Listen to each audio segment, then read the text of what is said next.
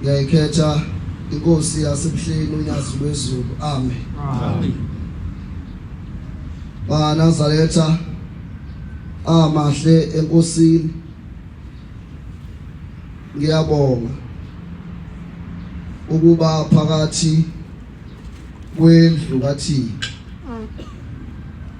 nami bantwana benkosi ngiyazibongela ukuhlanganyela nebandla lamaNazaretha kulokubanda ongaka. Akusasethu-usike lokubanda, kade babufika ubusika bedlula, silokhu sikuyo lendlu. Ngiyasicelela ke bantwana benkosi, uNkulunkulu owangidalayo kuba abe ngakimi ngalomzuzwana nje ngisami phezu kwebandla lakhe elikhethekile nelingcwele. Ngibingelele kakhulu kubaphathi bami uMshumayeli nomkhokheli nebandla lonke likaNkulunkulu. Amen.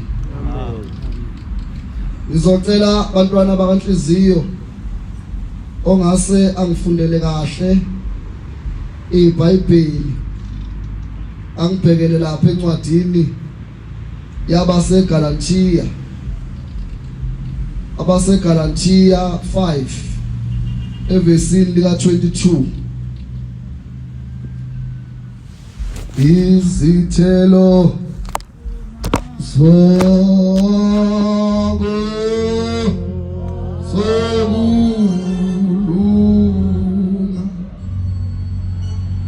sokulunga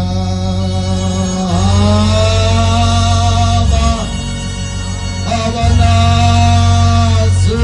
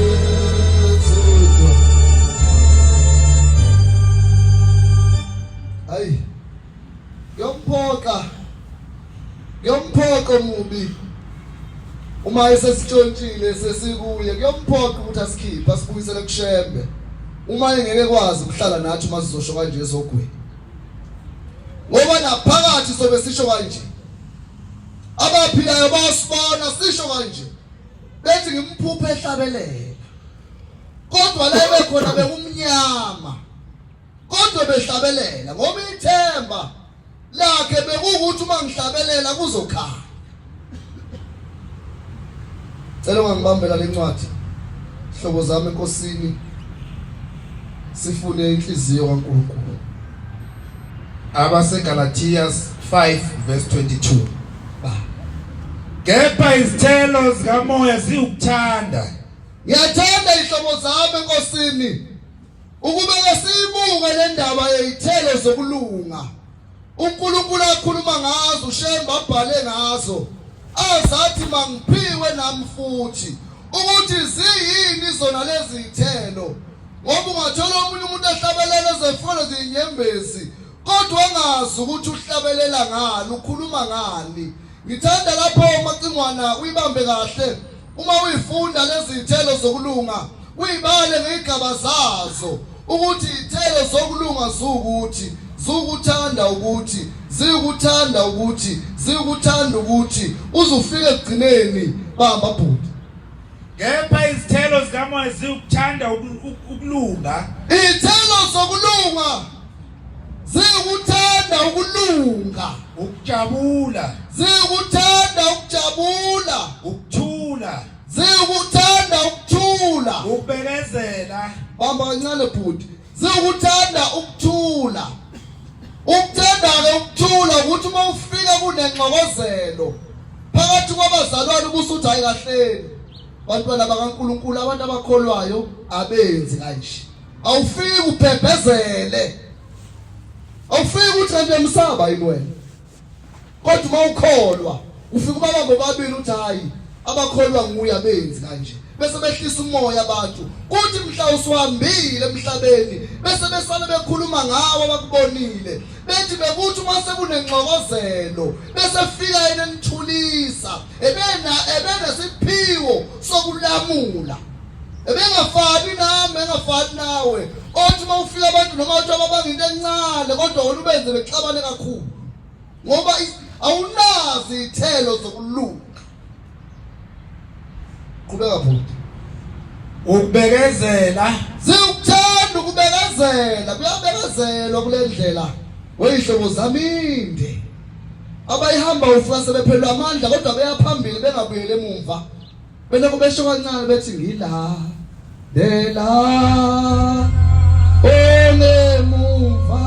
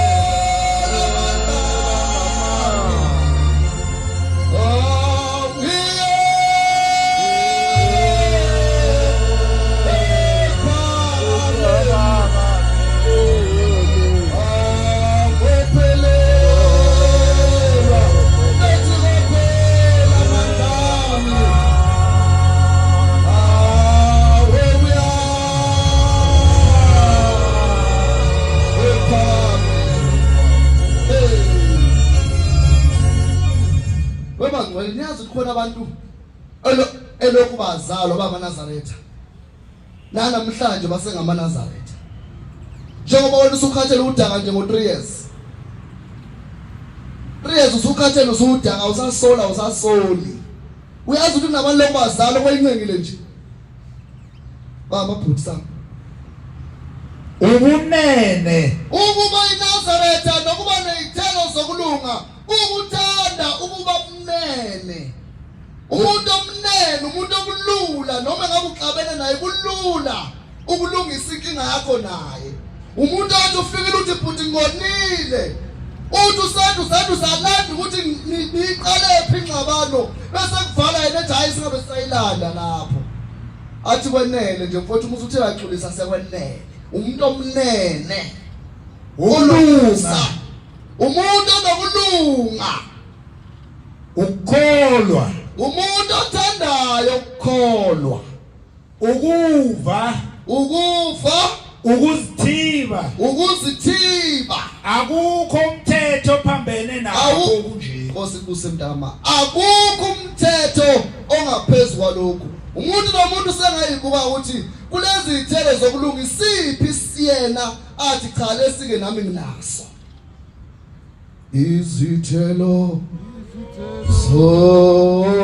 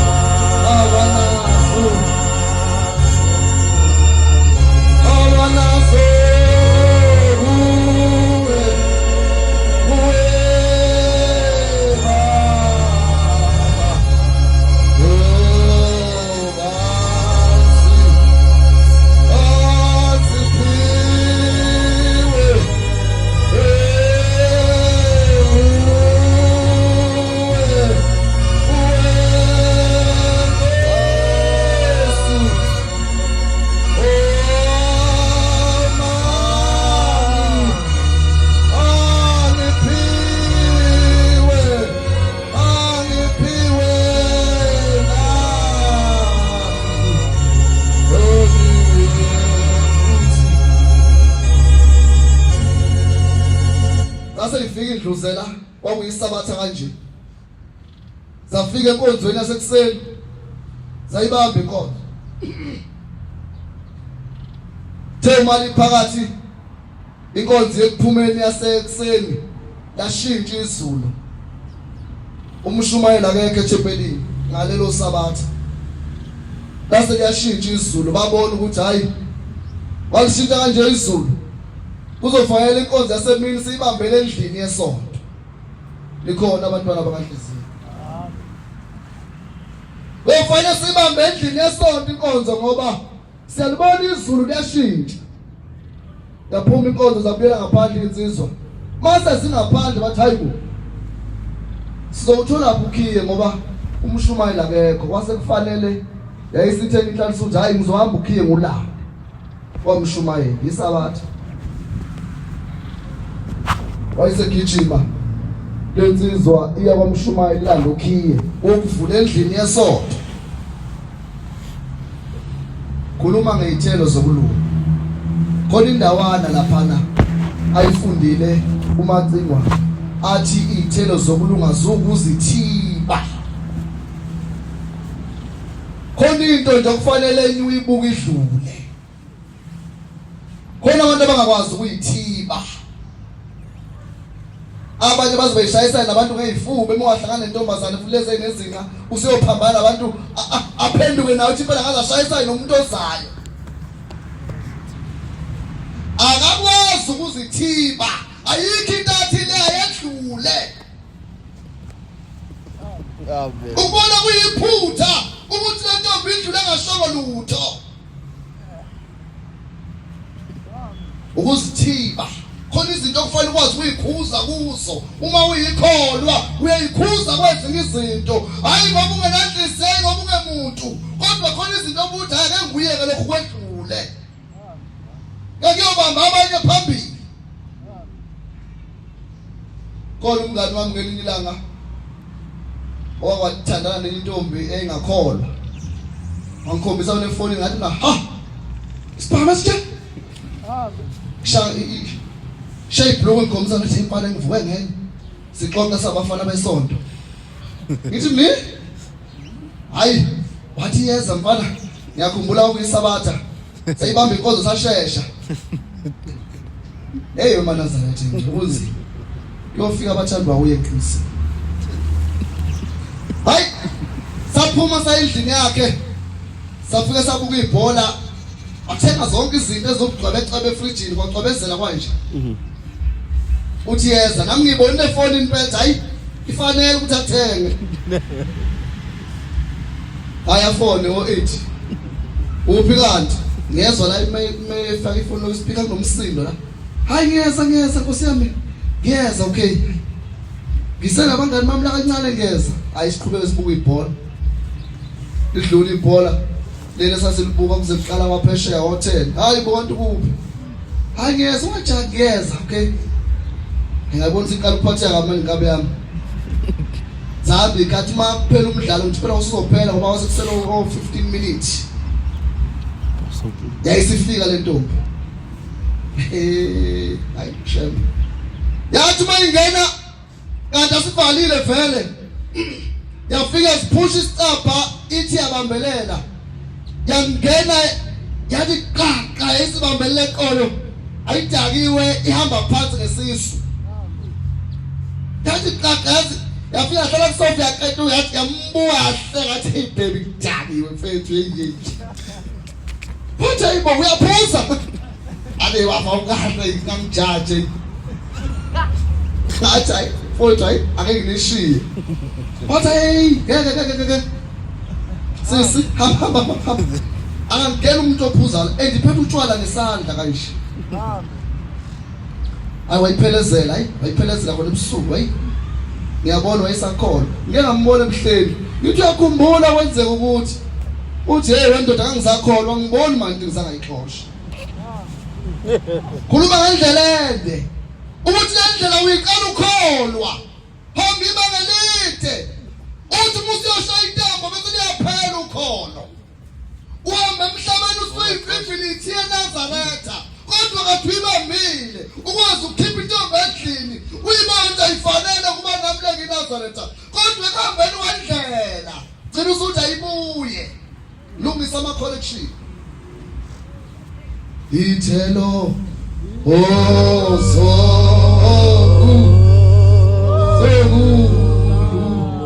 khuluma ngomithimba solunga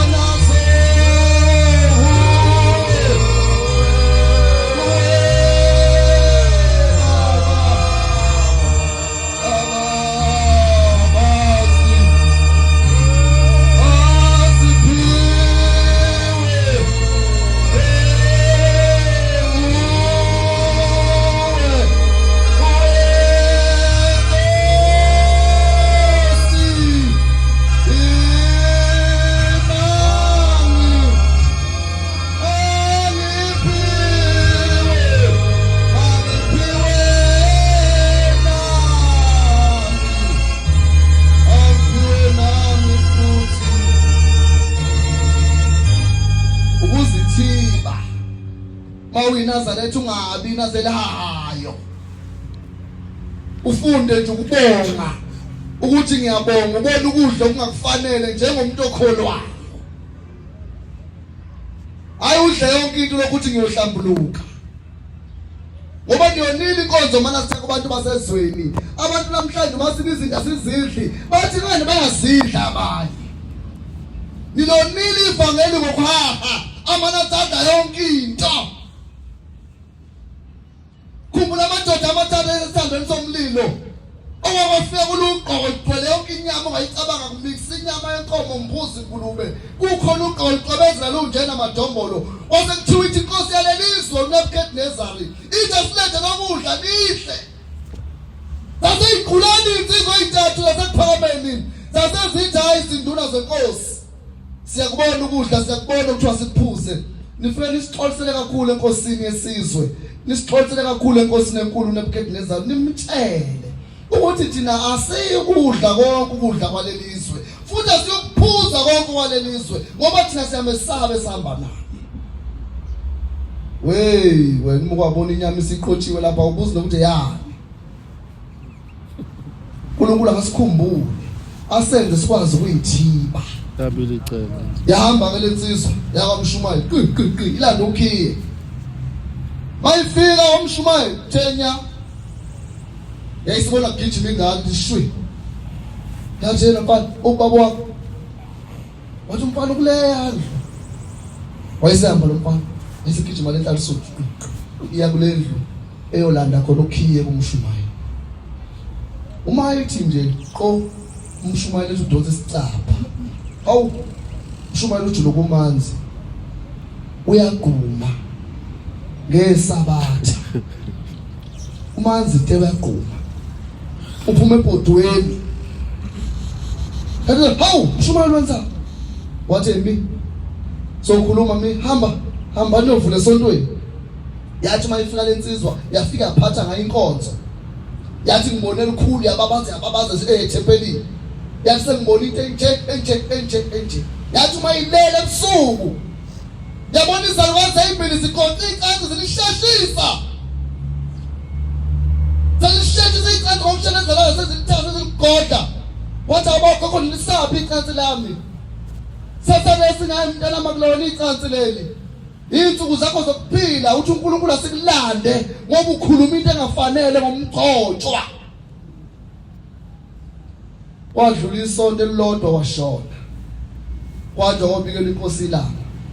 Ithi hawu nisho sibanibani uyibulale yena. Namthumukhiye wafika wabona isono somuntu. Wabuye washumayela ngasebandleni kanti lo mshumayelo unomsebenzi omkhulu uNkulunkulu asambekele wonke wenze emhlabeni. Yena uyawona ngokukhuluma ngaye kabi kubantu. Uthi uNkulunkulu wayesiyacunuka ezulwini wasiyigoqa insuku zakhe. Uyibulale futhi nasekhaya kayi. Khuluma ngokuyithiba. Khona izinto engakhulunywa ukhuluma konke nje. Sengihlala phansi. Kwakukhona imizi imkhulu lemizi ngamanxulumo yakhe eqeleni la phakathi nendawo kukhona isihlahla lapha ezantsi esikhulu. Uma udlula esihlahleni emfuleni amanzi lemizi yonke mayidilika yehla phansi iyokha amanzi le emfuleni ikhona eNazaretha. Imizi lapha phezulu uma behlala abantu umuntu uphuma ngendlela kubo nomunye aphuma ngendlela kubo beshone phansi lapha phakathi nentaba kunesihlahla esikhulu okuthiwa isihlahla sokuphumula obuye emfuleni namanzi uma ekhathala ufikela ngaphansi kwesihlahla sithule akhwakele etshela aphumule abuye athwala isigubhu akhuphele kule mizi ephezulu. Kulesihlahla okuyisihlahla esikhulu lapha ezayibuya khona nentombi ezayibanga amasoka zazithi sohlangana esihlahleni. Nathi ngasekhaya yayikhona indawo lapho ezayidibana khona. Sasithanda ukuyobuka impi. Lapho ezayidibana khona ziqhame khona iphethe amabhakede. Noma iphethe igubhu lapho igujini kufakwe induku. Kuyoliwa. Sasithanda nathi sabafana bese sigijima siyobukela impi yamantombazane. Uma yedwa bese sima nje ikhalene kahle kodwa thina sasingayeleyo kuyobuka impi. Kanti ngelinye ilanga uyasibona umnusisi lokho akubuka izinto. Lokho ehlehla nje ehlehla ngathi ubuka labo bantu bawo nathi. Hayi kanti usela emva kwethu hayi sami sizwa wayigaxa. Awu sishawela manje nizosibuka la sifundiswa ukuzithiba. Okade kufundwa ngakho eBhayibhelini. Sagcina ngci ukuyobukela impi yamantombazane masiyibuka sasimakude. Sasesesaba ukusondela ngoba sasathi nathi sobuya sishayile. Kodwa ngikhuluma ngesihlahla ukuthi la ezayidibana khona zifike ishane khona makhona ezikubangayo. Lezo sihlahla esikhulu ngifuna ukukhuluma ngempi yakhona. Ngifuna ukukhuluma ngendaba yabantu ababili. Ngelinye ilanga kule mizi engikhuluma ngayo la kwase kuthi umakoti wangale nomakoti wanga bayithwala kwayizindaba ezinhle nasezalukazini komamezala awu umakoti muhle ayakuthula ungayikhuluma kwazi indaba ezinhle. Ngelinye ilanga oyedwa labakoti wayisehle emfuleni ilanga libalele yokha amanzi wathi uyawasha nje kwaphela amanzi wayisekha amanzi ilanga selibale kakhulu kusehlobo wayeseyabuya nesigubhu ngomuntu oyisinokwe ngomanazi tani ngithethele uma ngixoxa ngithanda ukuxoxa ngoba ngenze nawe mhla uxoxe kahle. Wayesehla lo makoti wafika wakha amanzi emfuleni uma ebuya nesigubhu ufika ngaphansi kwesihlahla selifike lokuthi ake ngiphumule khumbule bengithe vele usayisolile wafika wahlala ngaphansi kwesigubhu ngaphansi kwesihlahla wabeka isigubhu sakhe phansi waqhwala phezulu wetshe wathi uyahlala khona ngenxa yelanga lathi liphezulu wafikelwa isithongwana wafika ubuthongo uma kufika ubuthongo wayeseyakhumbula hayibo ngaphansi kwesihlahla thina sasifundisiwe ukuthi umuzi wathi kufika ubuthongo ehlathini ungalali vele uhamba ngoba usuke kuyinhlwathi isuke ifuna ukukuzungeza nje uma kwalali uyothi ufuka isikuzungezile uma kwavela ubuthongo ehlathini awuvela ubaleke nje ubone ngathi seseduze babe sifundise kanjalo abantu abadala. Naye walala uthe uma evuka esukuma ethatha isigubhu wase kuba khona into ayibonayo emzimbeni wakhe ukuthi khona into eyenzakalayo angayiboni kahle wase wathatha inhlabathi etsheni wabeka wathela la khona into angayiboni kahle etsheni wafika wabikela umamezala ekhaya uthi asengithe ngihlezi etsheni ngayibona sekunje wamduduza umamezala wamtshela hayi ngicabanga ukuthi umntwana lo besemjabulela uyena lo ebemuka kwayizindaba ezimuncu zahamba insuku wasala lo yedwa umakoti eyithwele lo owakhe umntwana usemukile. Ngelinye ilanga lo athatha washini naye emfuleni awashi aneke ingubo aqeda ayithwala the naye emini ekhuphuka mayinyuka fika naye leso sihlahla ngithe isihlahla sokuphumula nje kwakungedlule khona ungaphumula umfula wawukude kakhulu nathi ke sikhule esiwakha amanzi sasikhuliswa intombi wasibiya ugogo manazaretha ziyadlula insuku emhlabeni madoda sengathi umuntu uxoxa ingane kwani ukuthi uke wanogogo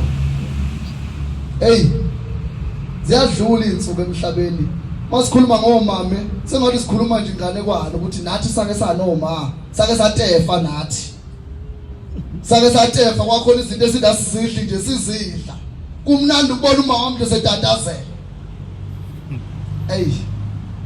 nesisili ingane ngamthanda uma wami esibi ingane nje ngacabanga lutho ngoma wayo uma wakho umazi uthandana ngeke awuyilungisa kahle abantu uma ukhona fanele umazi uthandana umzali wakho ngoba leli thuba lokuba naye liyadlula uyazi thini ke lidlule kuphele nje 3 years kube ngathi nje ingane kwani ukuthi uke wanoma izolo angikhobe lapho ayafika lo makoti abuye naye nesigubhu bayifika ngaphansi kwetshe naye ngaphansi kwesihlahla uyithwele naye ukhumbule lo oqala wafika wahlala kuleli ntshe wachitheko wakhe lo naye uyithwele wafika wahlala naye wabeka washini yakhe wahlala ngaphansi kwetshe bafika ubuthongo base kufika ubuthongo wayeseyaphupha sengabaleka rehloza wayeseyaphupha uphupha ubona ingane ezincane ezimbili zabafana ziqimbile igqokile zihlezi ngaphesheya kuleli yatshe zombili zihlezi etsheni kuqimbile agqokile kuncanyana ithi lenenye ibuza le mngani wami uyapi uthi lo naye ngemhlabeni uyawenzana emhlabeni awumzwanga ushembe eshumayela ezulwini ethi emhlabeni singakujabuleli ukuya khona ngoba abantu abayemhlabeni ababesabuya ezulwini awumkhumbula ushembe ekhuluma ethi singajabuleli ukuya emhlabeni ngoba emhlabeni alikho iqiniso emhlabeni alifunwa Hayi yakhumbula wallo mfana omunye ngiyakhumbula mngani wami kanti wena wenze njani ngoba saphuma nawe nje ezulwini uthi hayi mina ngafike ngajika la uma wathi ngahlala la nami ngajika mina ngajika khona la ngabuyela emuva ezulwini jika nawe ungayi emhlabeni ngoba uShembe wathi alike iqiniso nawe uzofika ungabunali iqiniso uyaphupha lo mamukole izingane ezikhuluma into ejule kangaka ithi lena hayi mina ngicelile uNkulunkulu ukuthi ngicela ukuya mina emhlabeni ngifuna ukuyobona nje into okuthiwa umhlaba uthi kodwa mina ngikucelile ngithe ngicela ngenze ngifike emhlabeni ngingahambi futhi ngingakhulumi kodwa ngizwe futhi ngibone kodwa uma ngingaboni ukuthi iqiniso alikho ngithe uNkulunkulu ngiyocela ngilande ngalelo langa hawu uma sekwenzeka na usungena kulesilingo uthi hayi uNkulunkulu wasitshela wathi izinto zonakala kakhulu ngomlomo nangokuhamba manje mina ngithe ngicela ukufike nje ngibe isishosha ngingahambi ngingakhulumi kodwa ngibone futhi ngizwe nikhona ihlobo zami bakhona abantu abazali ingane ezikhubazekile emakhaya ezine ziyahola ziyahola ziholela ukuthi ikhubazekile bese ngemali yale ekhubazekile kuswenkiswe lehambayo ngiyobuka ukuthi emhlabeni likhona ngempela liqiniso uma ngifike ngabona likho ngiyabula mngani wami uphephe emhlabeni ulungile mngani wami uhambe kahle zase ihangana lezi ngane zabamba zakhala inyembezi wayibuka lo mama naye wazwakhala mngani wami emhlabeni ubuye bongahambi wabusabuye uyazi ngikukhonze kanjani ngisazohlala ngedwa ngikulindile hayi mngani wami ngiyabonga uhambe kahle mngani wami uyiphathe kahle ubuye mngani wami musubonile zabambana lezi ngane omunye wathi ngiyakuthanda nomunye wathi ngiyakuthanda zabambana zakhala kanti lo mama uyayibuka lento zavalelisana ngalesikhathi mama ebuka lezi ngane emethu yaphaphama la ngaphansi kwesihlahla naye uyakhala yini lento engiyiphuphayo ile lento engiyiphupha athathe ingubo ahambe mayesefika ekhaya elokho eyicabanga lento lezi ngane liphupha hayi andidluli zahamba inyanga wafika inyanga yakhe ka9 wakhululeka wayizala insizwa yakhe wayisayizalile lensizwa yakhe ingane iphethe ayingalingalise lo mama lengane besekhuluma yedwa mntanami ungifanela nobani azatshela abanye asingane yami ngathi khona umuntu engifanela naye nje ngimazi kodwa ngazi ubani bethu ungazoganga wena ingane ifana nobaba wayo lengane athi hayi ngiyakubona kodwa nje ngathi ingane ngake ngayibona akasakhumbula lutho uNkulunkulu umthathile manje umqondo kodwa mayibuka ingane yakhe amehla ngathi wayiqala ukuyibona emhlabeni kanti ingane wayibona ngaphansi kwesihlahla wayizala ingane yakhe kwakhula kwafanele kuhambe kwangahamba kwafanele ikhulume ngakhuluma kwase kwayisidalwa nje esihlala lapha emseleni asakhumbula lutho nokuthi iphupho lalithi sesistress ingane yakhe engahambi engakhulumi kwakhula nje wenganyana kwakhula lo mama wazi wayithwala futhi wazala enye ingane yaphila yona encane uma isencane ize sethu mawa lezi ngane lengane ekhubazekile nephilayo celeni inkosikazi eNazaretha sengiyake endabeni yeqiniso nkosikazi ngicela ungisize ungigadele ingane zami ngisayoholela lo mntwana okhubazekile ngizothi uma ngibuya bese ngikuholela ngikunikeza imali yokuthi kade ungigadele bona hayi kulungile hamba nkosikazi ngizokugadela. Wasala lo mama wayigada lezi ngane, wahamba lona wayedolobheni. Mayibuya engakabuya edolobheni, wasala lo wapheka, wabeka imbiza yonke into, wayisememnyango. Wafika umngane wakhe omnye umama ngaphesheya bama baleva indaba, kwaxoxa indaba. Enanga ngaphesheya komuzi manje usexoxa indaba, ushiya ingane zodwa lapha endlini. Uyaxoxa wayesekhumbula hayibo ngishiye konje ibhodo eziko, kanti ngalesikhathi kusendlini kungena inkukhu zezulu. Mayingena inkukhu zezulu zifike igijime phezulu ngamabhodwe, kanti ibhodwe liyashisa lile namanzi. Sase siwi sidikisela, sishisa sawa saze sazogenca lengane encane. Uma ifika la ufika ingane ihlezi sidikisela ekhanda ifile. Wayesememeza lo ngaphesheya, hayibo wena uzongibonisa uma iwena yakhantu iza uthini masibamba ngengane yakhe ungasezenzeni inkukhu. Uma isakhala uthi lona hey wena khala so kufanele ukukhuluma okukhulu kabi lento sobantu ngani ibulale ngamabomu.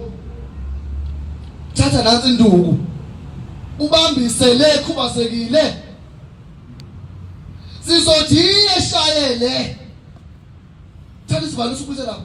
Hawu shoka nje wayisula nayinembe zobonza nangu umuntu eqhamuka nesuku. Wathatha wayibeka lapha isivalo, wabeka lapha yonke into, wabambisa le khubazekile induku. Khumbula ngiyobuka emhlabeni likhona iqiniso na noma alikho. Beka lapha yonke lento. Hayi ke waseke ethintwana phuthuma sekonakele usibanibani usebulala ingane yakwabo kwabatshazwa kwayindaba engaka. Wafika amanazareti avungazela esezobuka lesimangaliso ukuthi lo mntwana usebulala ingane yakwabo. Uthe abantu sebegcwala indlu esafikile noma wale ngane sebegcwala indlu sebunyikitheka zithi ngumhamba emhlabeni. Abanye bethi inkosi yethu sumakade besimphambili kwakho eduduza le nkosikazi eshonelwe ingane. Kuthiwa wona sibanibani usuwazi ubulala ingane yakwenu kuthi bakhuluma ngesithulu kutheza kuphakathi sebegcwala umuzi abantu. Isisuma lengane ekhubazekile yasuma yahlala ngezinqa bathuka bonke abantu endlini ukuthi hayibo lona uyakwazi ukuyihlalela.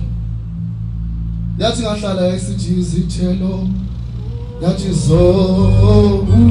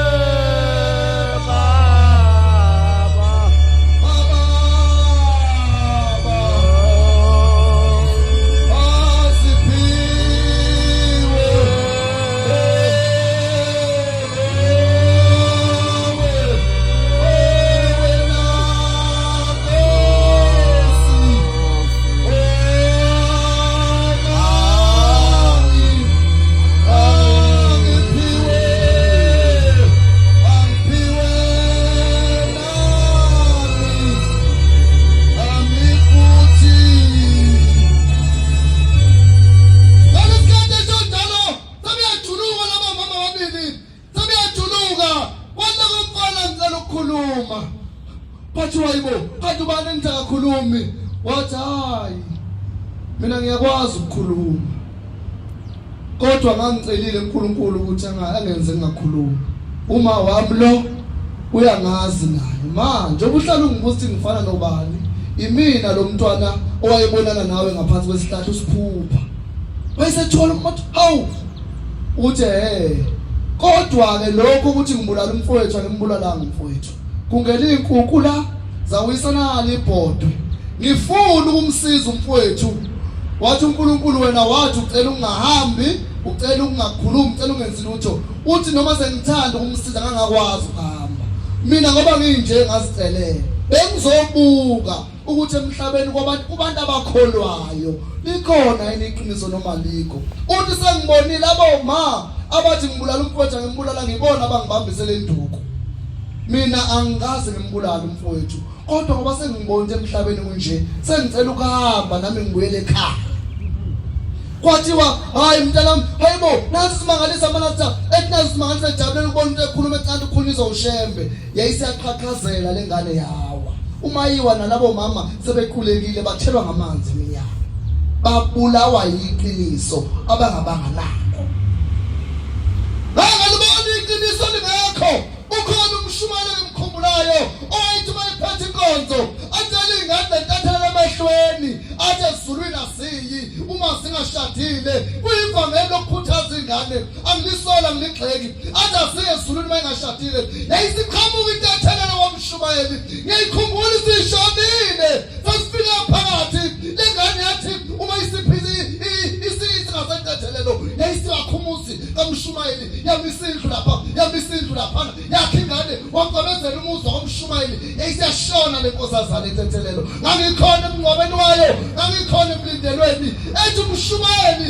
ucela ukuthi uma isuka lapha ihambe yasizulwini ngoba yenze kahle ekhaya wathi le yandlu eManazaretha wathi akhiwe yiyo lengane wathi lengane mina yiyo limisingondla lengane bekhaya ngoba mina ngingasenawo amandla ngathi mina hayibo ngikuphilana manje ilipha livangelo lokushinelwa kulezi ngane ezithempelini okuthiwa zona ezulwini ayiyi kanti onjani yayo uma sewayami ayiyesulwini uma kwawangithi akayesulwini uma kwawangini nithi akangayi lowo muzi besiya alikiqiniso besiya kuwo ha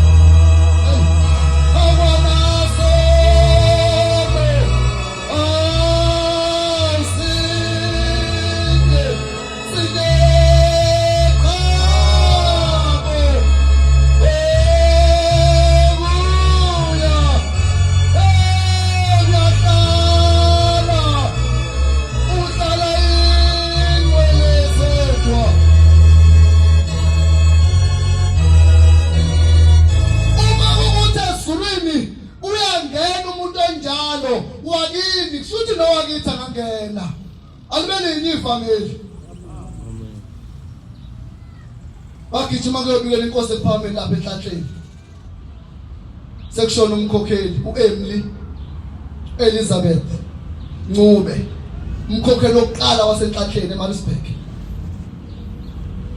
waphuthina kodweni wamkhulu hayi umkhokheli usehambile emhlabeni baba uma esashona umkhokheli wagijima kwakhe wayolungiswa kwatatazona amakholo efuna ukuyidelisa umkhokheli ushonile kwasethiwa ke kuphuma ababili beyobika lapha enhlanhleni ngikhuluma ngokuyongena ekhaya abantu abanhliziyo sengihlala phansi wayesehamba wathi hayi abaphumeka ababili beyobikela ushembe ukuthi umkhokheli wakhe usehambile wasebephuma behamba wasekusemini ibhekwe enkosini yaManazaretha uma befika baba sizobika ukuthi umkhokheli wasenhlanhleni usehambile ithi hawu bantu bami niphuzeleni ukufika uzongijetha umkhokheli wami seshonile uthi bukani ngoba nifika nje umkhokheli womseze wangena nje ezulwini niphuzeleni uzongitshela uthi ngijabule ngifike nje ngijabule ngijabuliswe ukuthi senginayo umuntu oyinazaretha okhokhelwe yimi ngemthetho yami osengene ezulwini ngosuku uma nani bantu bami niyolandela inqondo yomkhokheli niyolandela emthethweni yami nani nongena ngosuku olulodwa ezulwini ngeke nibe natshophe endlini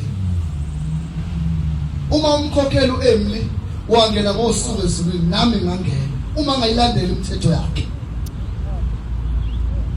ithi inkosi yasekuphakameni ilanga khona enhlanhleni kunenkosazana yaseMancubeni khona enhlanhleni emzini odwa ngikhuluma ngomzodwa lenkosazana yahamba ugana lapha eNanda eBhambayi ingakagani ke sayinkosazana iye ephakameni uma ifike ephakameni uthi ubaba namhlanje ngizocela uma ngiqeda inkonzo bonke abagulayo bezothandazela kodwa namhlanje akuzukubabikho umuntu ozobamba ingubo ethandazelayo ngizolanda abasezulwini kuba yibona abazobamba ingubo hayi ihle ntombazane yathi ngezwa lezo indaba hawu ake ngihambe nami ngizokuthandaza abantu osesukile abangabonwa ngamehlo wase ngene endlini yesonto bahlala abashumeli bathi yahlala kwase bomela esihlabeni bahlala abantu abazothandazela bashaya online benza nje bashaya online yayisikhipha umyalelo inkosi yesulu yathi ngizocela nonke nicimeze ningawavula amehlo hayi base behlala abantu yayisifungazela indlu akodwa lemnandi ivangele kuhlupha isikhathi yaselifuza yayisifungazela indlu kodwa baba wethu osesulwini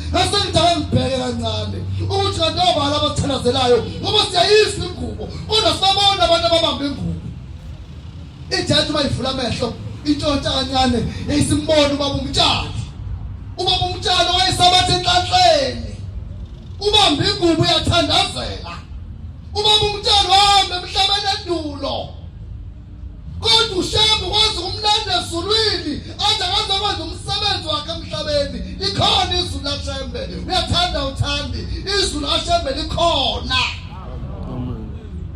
yakhithi phezulu kwabo ingubo uthi ngambona baba umtshali uthi ngase ngicimeza uma iqedwe baba uthi ngiyabonga manazaretha namhlanje laba benithandazela uthi amanazaretha enaniphila nawo ngithe ubaba ke ngiboleke wona engezakwenza umsebenzi wami la emhlabeni ithi inkosi yami ngiyajabula ngoba senginawo amanazaretha izingelosi mabangena umtshalo ezulwini babuya bazosebenza emhlabeni songena nathi uma siyokwenza kahle sibusise nikuzwile amen.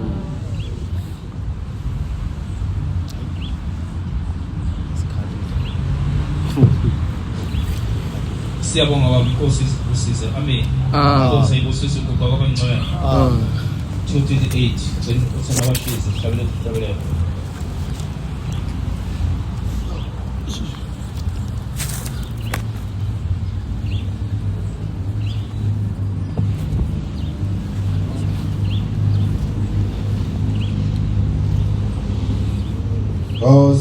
Thixo